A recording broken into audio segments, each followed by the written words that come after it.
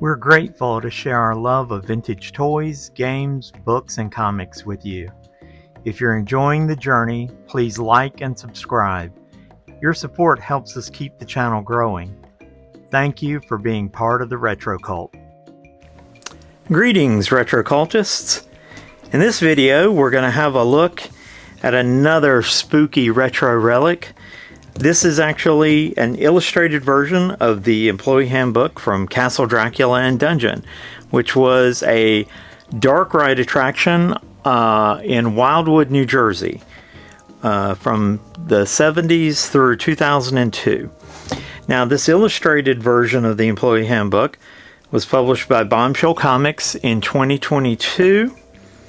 Love the beautiful stark white, black, and red cover with the nice illustration of the castle itself.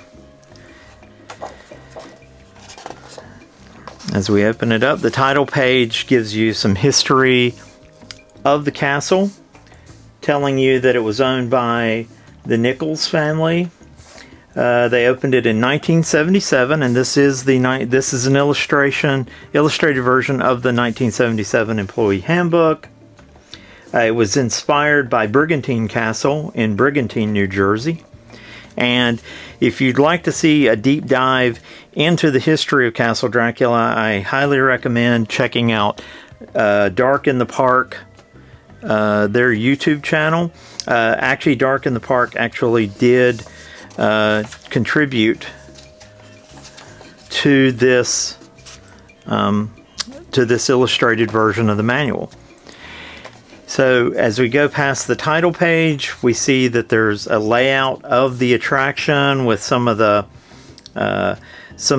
things that are inside the castle itself, like a crush room, electrocution stunt, Frankenstein's lab, the maze. There's an entrance hall. I believe you got to see Dracula twice. As you can see on this opposite page, there was a balcony just outside, I believe, over the entrance. And as guests gathered there before going in, at some point in the evening, Dracula would come out and give his speech, and then people could go into the attraction. I believe for the inaugural opening, there was actually a live actor, maybe that first year, but at least for that first opening. And eventually the Dracula on the balcony was replaced with an animatronic, and the speech was a recording. You could, let's just read a little bit. Welcome to my castle. Come in, don't be afraid. The dead men inside will no longer hurt you. Meet my friends, Frankenstein, the Wolfman, the Hunchback, and the Phantom of the Opera. In Castle Dracula, you can see your reflection disappear in the mirror of death. You will see torture chambers and dungeons and human sacrifices. Then, if you dare, sail on a sea of human blood deep beneath the castle walls. See the catacombs of death. But now I must return to entertain my guests. Join us. We would love to have you for dinner. And I'm sure there was an appropriate maniacal laugh at the end of that.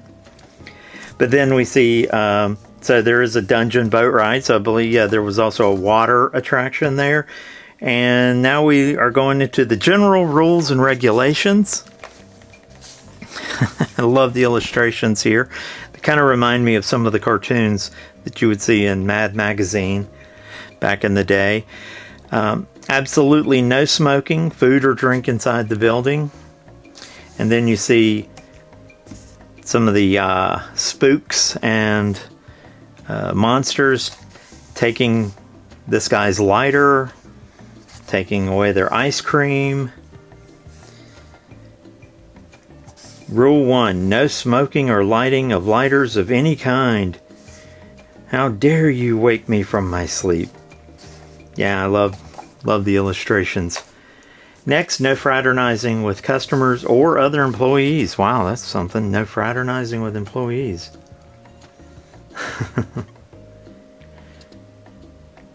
So,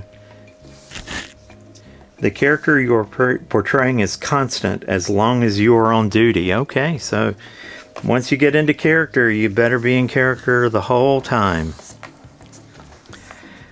Spots are designated areas that you're required to stay in. So yeah, no wandering around out of your location. No, absolutely no touching of customers. Okay, that's I think that's a pretty important rule. That's a good one to stick by. Some of the haunted house attractions that pop up around this time of year could use that rule. No personal visits or phone calls while on duty. Okay, so that's pretty standard. This would have been the day, I mean, the place burned down in 2002, so at least they probably didn't really have to worry about mobile phones. Mobile phones were only becoming really prevalent by the time it actually, the attraction burned down, so at least they wouldn't have had to worry about that. I'm sure that would have spoiled the immersion. Rule 6, persons reporting to work intoxicated with any substance will be sent home and may be terminated. Alright. So, I'm sure that was one they had to deal with a lot in the 70s. I guess this cartoon is a continuation of that.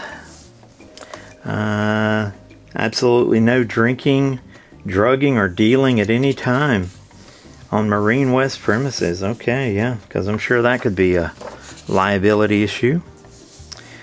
Oh yeah, and immediate termination if you're caught. You gotta wonder, you would think that they might actually show somebody getting guillotined.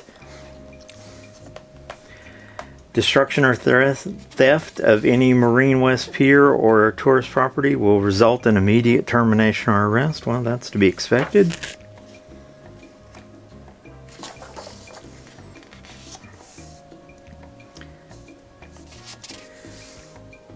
So those are the rules. There's the heavy part of it. Now, these rules deal with makeup. Keep the makeup room neat and clean at all times. You know, I'm sure that was tougher, easier said than done when you're dealing with a lot of makeup that's supposed to look like grievous wounds, blood, guts. I'm sure keeping that makeup room was pretty tough. No open-toed shoes are to be worn at any time. Yeah, I'm betting.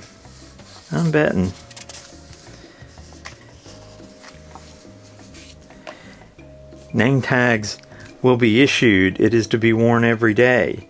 This is considered to be part of your uniform. Well, that's kind of a bummer. I mean, I don't want my zombie that's attacking me to be wearing a name tag. I mean, they're a little less threatening when you know that the zombie attacker is named Timmy. A $30 deposit will be deducted from your pay when you are issued your robe, and also a $5 deposit for your flashlight. Wow, $30, $1977. Ooh, that was expensive. So, but when you leave, you get your money back, I assume, as long as you turn your robe in. Provided that your robe and flashlight are returned to us and both in good working condition. Yep, so there's the but to that. From time to time, your robe may need to be washed and repaired. Well, I would hope it got a regular wash. Again, you're working around a lot of these haunted attractions. Probably aren't known for their cleanliness, so I would expect that you'd want to wash your robe fairly frequently. There is a minimal fee for washing and repairs and is not refundable. So, wow. So you got to pay them to wash your robe. I wonder if you could just do it yourself at home. Okay, got to bring your flashlight to work. Yeah, this is considered part of your uniform. But only use it when necessary. Yeah, you don't want to have... Oh, look, and... Yeah, you don't want any lightsaber duels, although 77, that might have been an attraction. Oh yeah, big reminder, your flashlight's not a toy. That's debatable. There's to be no taking makeup off either in the makeup room or in the employee's restroom. This must be done on your own time and off premises. Okay. So you put the makeup on when you get to work, but you can't take it off there. Okay, that's a weird rule. I'm assuming once you've got the costume on, they kind of have that Disney rule. They don't want the characters to be seen outside of their costume, but still, you would think there's a back entrance or something, and you could at least change into normal clothes. Yeah, because as this illustration shows, yeah, that could be weird getting stopped by the cops and you've, got blood all over your face or clothes. Maintaining order. Okay. You're required to maintain order inside that keep good customer relations. Okay, yeah, I get that. I'm sure with a lot of teenagers coming off the boardwalk, I'm sure that was easier said than done. Yeah, customers are not to be playing with lighters, matches, shoving or disturbing other tourists, standing in the dungeon boats, or splashing in the water. Well, yeah, you'd hope not. I thought we took their lighters away back on page 1. Yeah, they should be reprimanded sharply, but politely. Yeah, like, hey, idiot. Put down the lighter. I mean, as we're going to see near the end, their fear of fire was well-founded. A more disturbing incidents should be brought to the manager's attention and security personnel. Ooh. Yep. Yeah, I wonder, this is in the manual, so they had to deal with this, but this, I'm just sure this job, I'm sure it was a blast. I hope it was a blast. If anybody that's watching this video happened to have visited the castle, or if you worked at the castle, please share some stories in the comments. I'd love to hear them, but I'm sure it's a blast, but boy, this probably taxed people's patience. In the event a display or equipment is not working, report the problem. Yeah, got that. Don't try to repair it yourself. Oh, that's good advice. Time. Okay. Hours will be scheduled by mutual consent. Yeah, okay, so there's your schedule. So you got to report 15 minutes before your shift so that you can have your makeup applied. So once again, you got to put your makeup on there, but then once it's on, you're leaving with it. Promptness and efficiency are a must. If you get ill or sick, you got to call 2 hours beforehand. Pretty standard stuff. It's kind of cool seeing it illustrated like this. Yeah, punching in.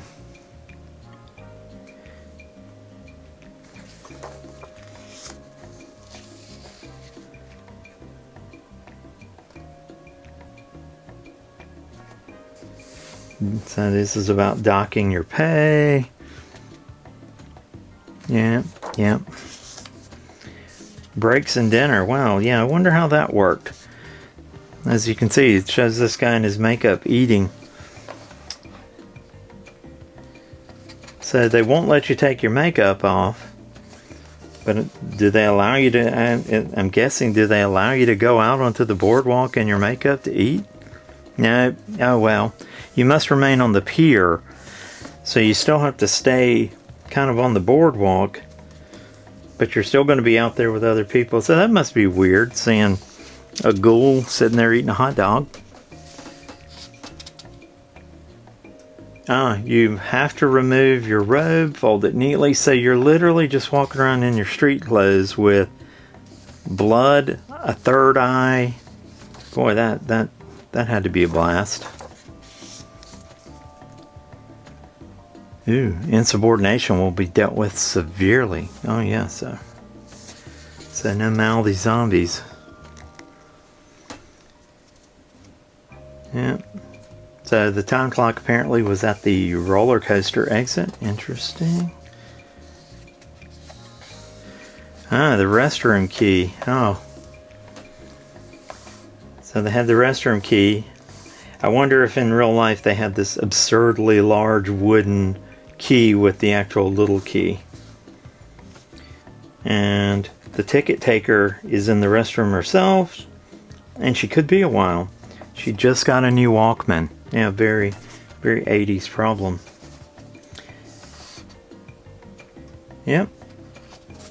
Oh, so you have to actually enter and exit the premises in a particular location. See, that's what I don't get. If they already have a way for you to go in and out, you would think that they would have that planned so that you could take your makeup off on the premises and just walk out as looking like a normal person. But I guess not. Okay, so here's the epilogue talking about how some kids playing around with fire and lighters had broken. I believe they broke into the premises and were playing around, and they set it on fire. And well, you know, the thing's wooden. It's a wooden structure. It's got tons and tons. Who knows how much of the stuff that was actually in there is flammable. I'm guessing all of it. And thankfully, I don't believe anyone was harmed. But of course, it did destroy this landmark that I'm sure tons and tons of people. Well, I know there's a huge movement of people that love the attraction. I think they've even tried to bring it back. I think they were actually trying to rebuild it, but it just didn't work out financially to rebuild it. And so, you know, you hate to see that, and especially with these kids just, you know, playing around inadvertently and just destroying this thing that was such a beloved memory.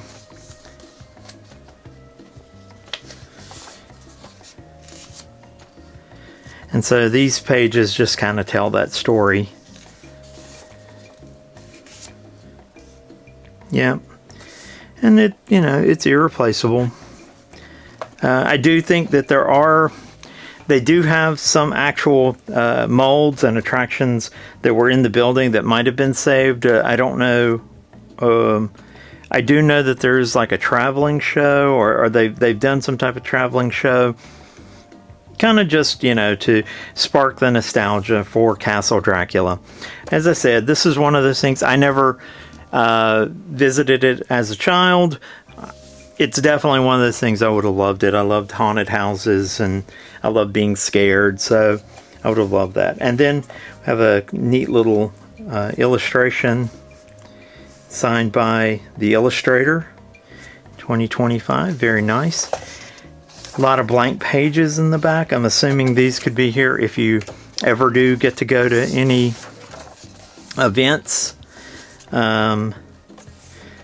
where you get to meet any of the people that were involved with Castle Dracula. You've got some pages for autographs. So anyway, so that was a quick look through the Castle Dracula and Dungeon Illustrated Employee Handbook. When I found this online, I was like, this is right up my alley. I love something like this. Just a nice little memory of, you know, dark ride attractions. I was always a fan. Of course, I'm a huge fan of the Haunted Mansions, both Disneyland and Disney World. But I also love I remember as a kid, I never went anything as elaborate as Castle Dracula, but as a kid, and through my teenage years, we do have a lot of haunted attractions around here that pop up during Halloween. Loved going to those as a kid. I don't go as much as an adult anymore, but they were a lot of fun. So anyway, that's it for this video. I've got a couple other spooky videos that I'm working on with Halloween themed retro either toys or books that I've acquired over the years. If you haven't seen them already, check out my Todd McFarlane's Monsters Sea Creature video. We built that toy not long ago, and we also had a look at the Sideshow Collectibles Little Big Heads Universal Monsters. So if you haven't seen those, check out those videos. Remember to like, subscribe, and hit that notification bell. And if nothing else, thank you for watching. See you next time on the RetroCult. Bye.